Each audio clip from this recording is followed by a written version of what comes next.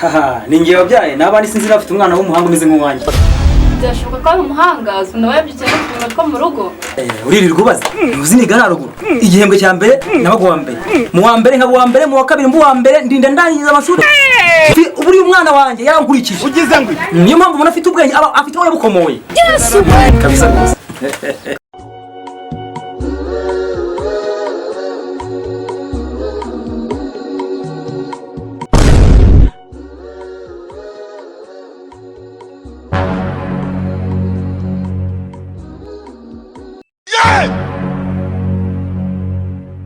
Kumbe papa ni igisi. Yesu!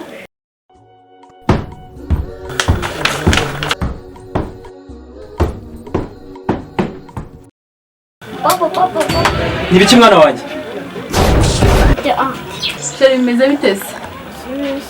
Mwana wanjye ko umugara umuruza habaye. Cyari kibazo cyabaye? Wa mwana urigiswe bigeze hanga? Ugize ngo. Sigaho sinori mubwira ngo ni umuhanga. Aha, ndabona ari nk'inka nk'izindi.